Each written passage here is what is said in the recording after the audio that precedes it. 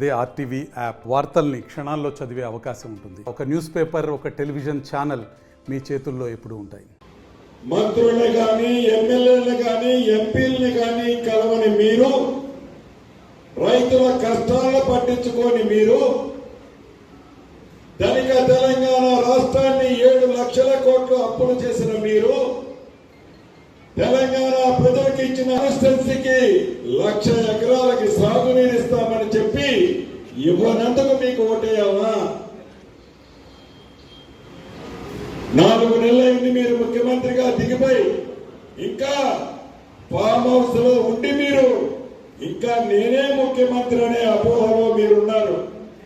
ఇప్పటికైనా కళ్ళు తెరిచి మత్తు దించుకొని దిగి తెలంగాణ ప్రజలకి ముఖ్యమంత్రిగా ఏం చేశావో ఒక్కసారి మీరు ఆత్మ పరిశీలన చేసుకోవాలి.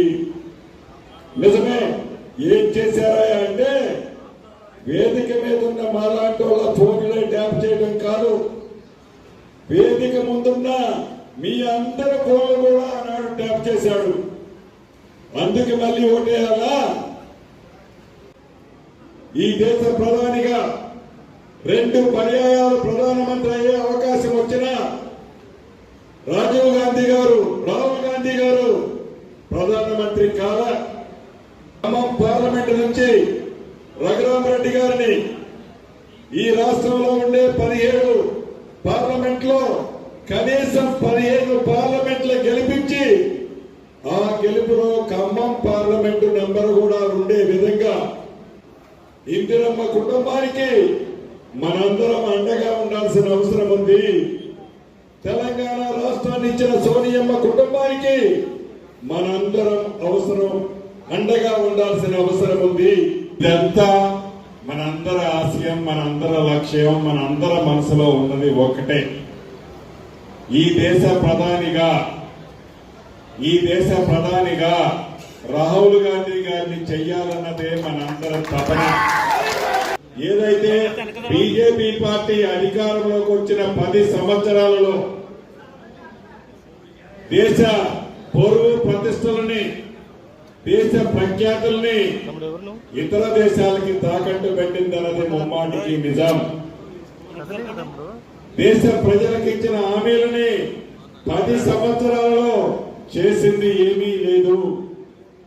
తెలంగాణ ప్రజా సొమ్ముని దోచుకున్నందుకు ఓటేయాలనా? ఆ దోచుకున్న ఓటుని, సొమ్ముని భద్రంగా దాచుకోవడానికి మళ్ళీ మీకు అధికారం ఇవ్వాలనా? చెప్పిన హామీలతో పాటు చెప్పని అనేక హామీలు ఇచ్చిన ప్రభుత్వం మీ ప్రభుత్వం, ఇందిరమ్మ ప్రభుత్వం. అవును, ఇంకా మేమిచ్చిన హామీలు కొన్ని చేయాల్సిన అవసరం ఉంది. బరాబర్ మా ముఖ్యమంత్రి రేవంత్ రెడ్డి గారు చెప్పినట్లు, మా కేబినెట్ మంత్రులు చెబుతున్నట్లు ఆగస్టు 15వ తారీఖు లోపు రైతన్నలకు ఏదైతే 2 లక్షల రూపాయల రుణమాఫీ చేస్తామని చెప్పాను, బరాబర్ ఆ 2 లక్షల రూపాయల రుణమాఫీని ఈ ప్రభుత్వం చేస్తుంది. ప్రతి గ్రామంలో ఇందిరమ్మ ఇల్లు కావాల్సిన ఇస్తామని చెప్పాం. రాబోయే ఈ 5 సంవత్సరాలలో బరాబర్ ప్రతి ఊళ్ళో ఇల్లు కావాలి అనే వాళ్ళు లేకుండా ఉండే విధంగా ఇల్లు ఈ ఇందిరమ్మ ఇస్తుంది. పేదవాడికి రేషన్ కార్డు ఇస్తుంది, కొత్త వాళ్ళకి పెన్షన్ ఇస్తుంది, రైతన్నలకి చెప్పిన ప్రతి హామీని ఈ ప్రభుత్వం చిత్తశుద్ధితో చేస్తుంది.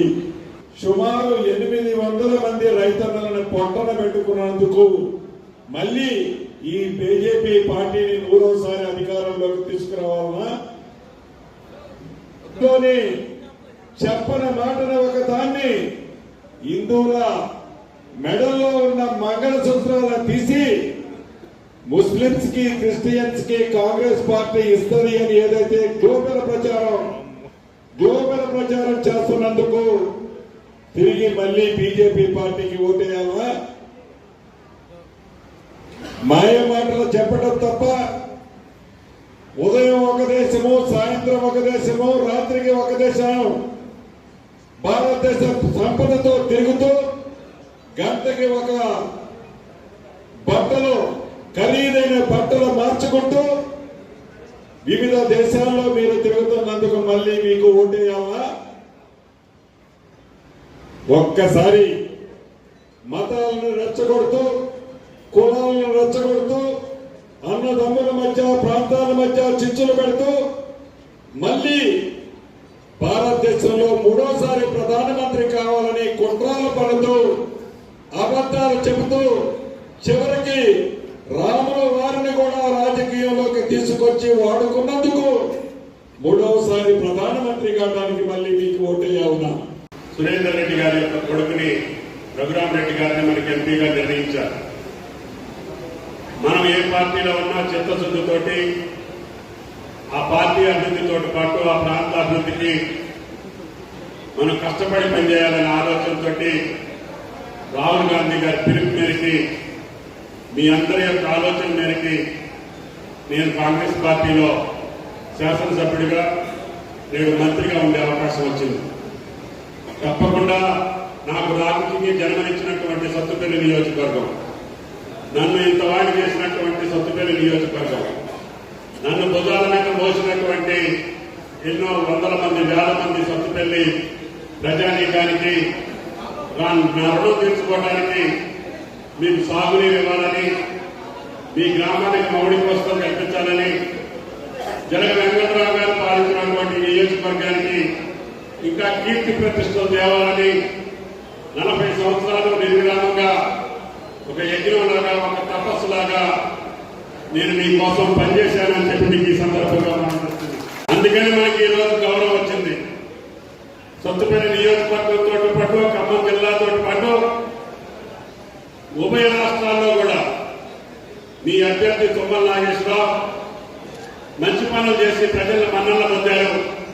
ఆయన గారు మన పార్టీలోకి రావాలని చెప్పి ఢిల్లీ అధిష్టాన వర్గమే మనకి కబురు చేసి మనకి అవకాశం ఇచ్చింది.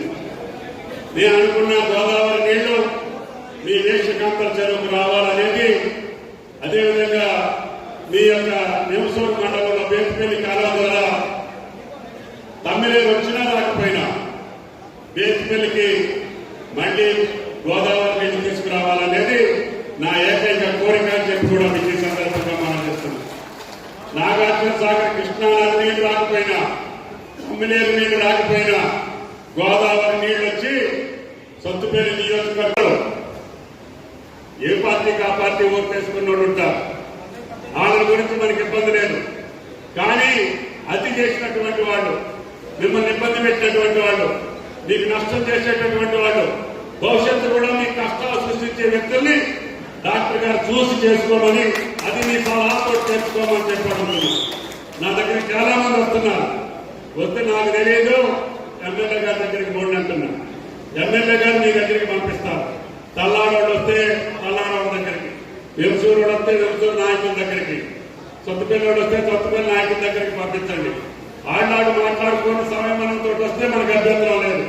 కానీ దుర్బుద్ధితో వచ్చి, దురుద్దేశంతో వచ్చి మళ్ళీ వాళ్ళ సంపాదన కోసం, వాళ్ళ స్వార్థం కోసం, వాళ్ళ స్వలాభం కోసం వస్తే మనకు అక్కర్లేదని చెప్పి కూడా మీకు ఈ సందర్భంగా మాట్లాడుతుంది. కాబట్టి అది మీరు మనసులో పెట్టుకోవాలి. డాక్టర్ గారు, ఎమ్మెల్యే గారు, నాయకులు కూడా ఎవరు తీసుకురావాలని మీ ఇష్టం, ఎవరు తెచ్చుకుంటారో మీ ఇష్టం. అంతే తప్ప మేము నాకై నేను మాత్రం బ్రహ్మ దేవుడు వచ్చినా కూడా మీకు గెలవకుండా నేను ఏ పని చేయను అని చెప్పి నా కన్నా మీకు నీళ్లు ఇవ్వాలని, మీ పిల్లల భవిష్యత్తు బాగుండాలని, మీ ప్రాంతంలో ఇంకా పామాయిల్ ఫ్యాక్టరీలు రావాలని, ఎంతో మందికి ఉద్యోగాలు రావాలని, ఈ ప్రాంతంలో రేవంత్ రెడ్డి గారి ప్రభుత్వంలో ఇంకా ఏం చేయగలుగుతానో నా జీవితంలో మంచి చేయడానికే ప్రయత్నం చేస్తానని చెప్పి కూడా మీకు ఈ సందర్భంగా మనం చెప్తున్నాం. కష్టపడాలి. వాళ్ళు నిన్ను ఆశీర్వదించారు కాబట్టి మీ మీద నమ్మకంతో, గౌరవంతో, పార్టీ మీద ఉన్నటువంటి విశ్వాసంతో మనం గెలిపించారు. ఆ విశ్వాసాన్ని మనం నిలుపుకోవాలి. ఆ విశ్వాసానికి తగ్గట్టుగా వాళ్ళకి ఏ కోరికలు ఉన్నాయో, ఏ అవసరం కోసం మనం గెలిపించారో, దేనికోసం వాటి ప్రాణం కష్టపెట్టి జెండా మోసారో వాళ్ళ గౌరవాన్ని కాపాడటం మన బాధ్యత అని చెప్పి మీకు ఈ సందర్భంగా మనం చేస్తున్నాం. కాబట్టి దయచేసి మీరు ఎన్నోసార్లు మీతో మాట్లాడారు. నా సంగతి మీకు తెలియంది కాదు, నా కార్యక్రమాలు మీకు తెలియంది కాదు. నా చరిత్ర మీకు తెలియంది కాదు. నేను మట్టికి తెలిసి తప్పు జరగదు, తెలవకుండా ఎక్కడైనా జరిగితే నా దృష్టికి తీసుకురండి. డాక్టర్ గారు చాలా రోజులుగా పార్టీలో పనిచేశారు, మీతోటి అనుబంధం ఉంది. స్వచ్ఛంద సంస్థలతోటి ఆయన ఎంతవరకు సేవ చేయగలుగుతారు అంతవరకు చేస్తున్నారు. మనం జాగ్రత్తగా కాపాడుకోవాల్సిన అవసరం ఉంది. డాక్టర్ గారి కుటుంబం చేసినటువంటి సేవలతో పాటు ఇవాళ భగవంతుడి దయ వల్ల ఇది చారిత్రక నియోజకవర్గం. సొత్తుపల్లి అంటేనే రాష్ట్రంలో ఒక పేరెన్నిక నియోజకవర్గం, ఒక సంస్కృతి సంప్రదాయానికి పేరెన్నిక నియోజకవర్గం. పెద్ద పెద్ద మహానుభావులు ఇక్కడ ఎమ్మెల్యేలుగా, మంత్రులుగా, ముఖ్యమంత్రులుగా సర్దార్ జగన్ వెంకటరావు గారు కూడా ఈ ప్రాంత అభివృద్ధికి పాటుపడ్డటువంటి వ్యక్తులు ఉన్నారు. అటువంటి వ్యక్తులను మరిపించి ఆ రోజు లేని అవకాశాలను కూడా తీసుకొచ్చే భాగ్యం నాకు మీరు కల్పించారు, శ్రీరామచంద్రుడు కల్పించారు. అందుకనే మీ మండలంలో ఏ ఊరికి పోవాలన్నా దెంటికారులో పోతారు. ఇప్పుడు ఎక్కడికి పోవాలన్నా మంచినీళ్ళు లేని ఏమసూరు మండలంలో కూడా 3 పంటలు పండించుకునేటటువంటి రోజులు వచ్చినాయి. అదేవిధంగా సత్తుపల్లి పట్టణం, అదేవిధంగా పాత నియోజకవర్గంతో పాటు అన్ని వ్యవసాయ అనుబంధ రంగాలు. మీరు ఫుడ్ పార్క్ ని ఆ రోజు శంకుస్థాపన చేశాం, ఆగిపోయింది. వైఎస్ రాజశేఖర రెడ్డి గారు శంకుస్థాపన చేశారు, దాన్ని 100 కోట్లు పెట్టి పూర్తి చేశారు. ఎన్నికలు అవ్వగానే ఎమ్మెల్యే గారి చేతుల మీదుగా దాన్ని ప్రారంభోత్సవం చేపిస్తానని చెప్పి కూడా ఈ సందర్భంగా మనం చేస్తున్నాం. మనం పండించేటటువంటి అన్ని పంటలకి ఇక్కడే ప్రాసెసింగ్ యూనిట్లు చేపించి రైతుకు మేలైనటువంటి ధర వచ్చేటట్టుగా నా ప్రయత్నం నాకు ఉంటుంది. వెంసూరు మండలంలో పామాయిల్ ఫ్యాక్టరీ అడిగారు. నా మొదటి సంతకం మొన్న మంత్రి అయిన తర్వాత ఆ ఫ్యాక్టరీకే సంతకం పెట్టాను. తప్పకుండా మీరు తోటలు వేయండి, రాబోయే కొద్ది రోజుల్లో ఆ ఫ్యాక్టరీ కార్యక్రమాలు కూడా మొదలు పెడతానని చెప్పి కూడా ఈ సందర్భంగా మనం చేస్తున్నాం. అందుకని పెనుబెల్లి మండలంలో లంకాసాగర్కి నీళ్లు రాలే, కృష్ణానది రాలే. రేపు భవిష్యత్తులో ఈ సంవత్సరానికే భగవంతుడు దయచేస్తే వైరా ప్రాజెక్టు ద్వారా గోదావరి నీళ్లు లంకాసాగర్కి తీసుకొస్తానని చెప్పి కూడా ఈ సందర్భంగా మనం చేస్తున్నాం. దారిలో ఉన్నటువంటి కల్లూరు పెద్ద చెరువు కూడా నిండుంది. చంద్రరావు గారు కల్లూరు అందరూ జాగ్రత్తగా ఉంటుంది. మీకు మట్టికి ముందు వస్తాయి, మాకు మట్టికి కొద్దిగా ఆలస్యం అవుతుంది. కల్లూరికి పెనుగల్లికి ముందు వస్తాయి నీళ్లు.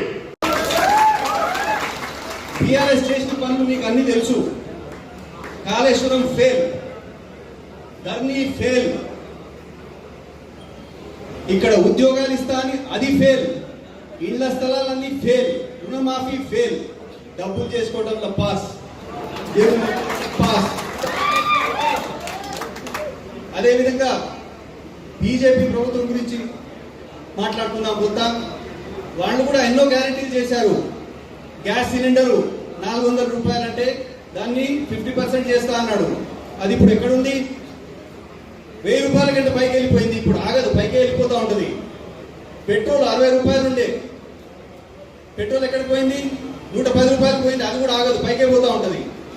ఉద్యోగాలు 2 కోట్ల ఉద్యోగాలు అన్నాడు. ఆ 2 కోట్ల ఉద్యోగాలు 1 కోటి ఉద్యోగాలు పీకేశాడు. ఉన్న వ్యవస్థలన్నీ అదానీలకు, రిలయన్స్లకు ఇచ్చేశారు. ఆర్మీ, ఎయిర్ ఫోర్స్, నేవీ అనేది అతి పవర్ఫుల్ అయిన మన సైన్యానికి ప్రతి ఏడు పెద్ద ఎత్తున, భారీ ఎత్తున రిక్రూట్మెంట్లు అయ్యేది.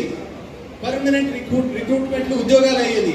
అది తీసుకుపోయి ఇప్పుడు అగ్నివీర్ కింద కాంట్రాక్ట్ సిస్టమ్ గా చేసేశారు.